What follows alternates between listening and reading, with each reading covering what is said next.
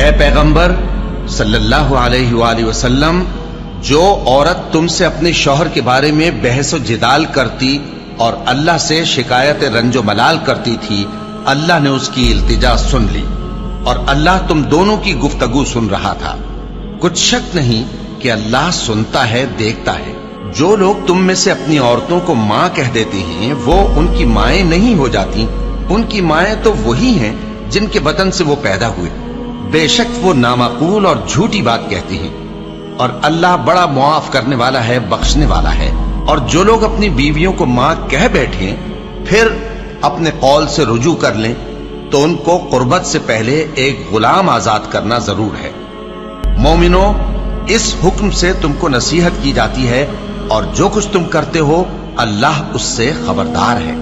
اب جس کو غلام نہ ملے وہ قربت سے پہلے لگاتار 2 مہینے کے روزے رکھے، پھر جس کو اس کا بھی مقدور نہ ہو اسے 60 محتاجوں کو کھانا کھلانا چاہیے۔ یہ حکم اس لیے ہے کہ تم اللہ اور اس کے رسول کے فرما بردار ہو جاؤ، اور یہ اللہ کی حدیں ہیں اور نہ ماننے والوں کے لیے درد دینے والا عذاب ہے۔ صحابی ہیں اوس بن صامت، انہوں نے اپنی بیوی کو طلاق دے دی۔ ایک طلاق تھی جاہلیت کی جس میں یوں کہا جاتا تھا تو میری ماں کی طرح ہے، تو اس پر طلاق ہوتی تھی جاہلیت میں۔ ایسی طلاق کہ کبھی دوبارہ نکاح نہیں ہو سکتا، کہیں اور نکاح ہو کے طلاق ہو کے بھی نہیں ہو سکتا، یہ ایسی طلاق تھی۔ وہ آئیں دوڑی دوڑی اللہ کے نبی کے پاس، رسول اللہ، حضرت عائشہ کنگھی کر رہی تھی، یا رسول اللہ میرے خامن نے مجھے کہہ دیا تو میری ماں کی طرح ہے، اب کیا ہوگا؟ تو چونکہ شرعی حکم موجود نہیں تھا، آپ نے رواج پر فرمایا خولا، طلاق ہو گئی۔ کہ یا رسول اللہ آپ نظر ثانی فرمائیں، انہو ابو ولدی وحب الناس الی، وہ میرے بچوں کا باپ، ہماری آپس میں بہت محبت ہے، اس نے غصے میں کہہ دیا ہے۔ تو آپ نے کہا حرمت علیہ خولا، طلاق ہو گئی۔ ان کا یا رسول اللہ اکل مالی وافنا شبابی ونثرت له بطنی وتفرق اہلی، یا رسول اللہ میرا بڑھاپا آ چکا ہے، میرے ماں باپ مر چکے ہیں، میرے چھوٹے چھوٹے بچے ہیں، میری جوانی ختم ہو چکی ہے، مال میرے پاس کوئی نہیں، اگر یہ طلاق ہوتی تو میں کہاں بیٹھوں، مجھے کون سہارا دے؟ تو اب چپ ہو، چونکہ وہ منوانا چاہتی، ابھی وہی کوئی آئی نہیں، آپ نے قانون ماحول رواج کے مطابق فیصلہ دے دیا ہے، تو آپ خاموش ہو گئے۔ حضرت عائشہ کنگھی فرمائیں، اللہ اکبر۔ جب اس نے دیکھا کہ آپ چپ ہو گئے تو کہنے لگی اچھا آپ نہیں سنتے، میں آپ کے رب کو سناتی۔ اللہ کے نبی کہہ رہے ہیں طلاق ہو گئی، وہ کہہ رہی اچھا میں آپ کے رب سے بات کرتی ہوں۔ اس نے وہیں ہاتھ اٹھائے، اللہم انہم لی منہ صبیۃ صغار، اے میرے رب میرے چھوٹے چھوٹے بچے، ان ضممتہم الی فضاجعوا، میں اپنے پاس رکھوں تو روٹی کہاں سے کھلاؤں، ان ضممتم الیہ فضاعوا، باپ کے پاس چھوڑوں تو تربیت کون کرے گا؟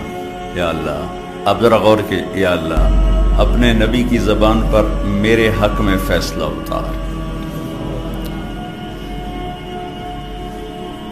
یہ نہیں کہا کہ اللہ تو اپنے علم کے مطابق فیصلہ اتار، تو اپنی شریعت کے مطابق فیصلہ اتار۔ میرے رب میرے حق میں فیصلہ اتارنا، میں بچوں کو کہاں لے جاؤں گی، میں بڑھاپا کہاں گزاروں گی؟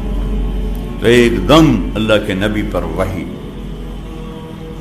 تو جب وحی آتی تھی اب پسینہ پسینہ اور آنکھیں بند ہو جاتی تھی۔ تو حضرت عائشہ نے کہا خولا خولا، چپ وحی آ گئی، وحی آ گئی۔ خولا نے جب دیکھا تو اور زور سے رونا شروع کر دی، کس بات پر کہ پتہ نہیں میرے حق میں ہے یا میرے خلاف ہے۔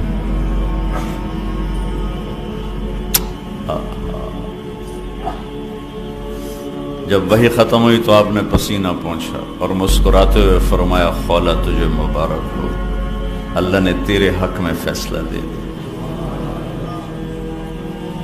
اور یہ فیصلہ قرآن میں لکھا گیا ہے، اس کو قرآن کا حصہ بنایا گیا، اسے حدیث کا حصہ نہیں بنایا، اور اسے 28واں پارہ اس سے شروع کروایا گیا۔ 28واں پارہ سورہ مجادلہ، نام ہی مجادلہ رکھا، مجادلہ جھگڑا کرنے والی عورت، جھگڑا کرنے والی، اللہ کے نبی سے جھگڑا نامی مجادلہ ہے۔ ہم نے سن لیا اس کی بات کو جو آپ سے بات کر رہی تھی، یہ تو ترجمہ ہے، لیکن صورتحال کیا ہے؟ جو ترجمہ کبھی حقیقت کو نہیں بتایا کرتا، یہ جو الفاظ ہیں یہ کیا بتا رہے ہیں، میں وہ آپ کے سامنے پیش کرنا چاہتا ہوں کہ اے میرے محبوب، یقیناً اللہ نے سنا، میں نے نہیں کہا، قد سمعت، لفظ اللہ، میرے محبوب اللہ نے اپنی اس بندی کی فریاد کو سنا جو آپ سے جھگڑا کر رہی تھی اپنے خامند کے بارے میں۔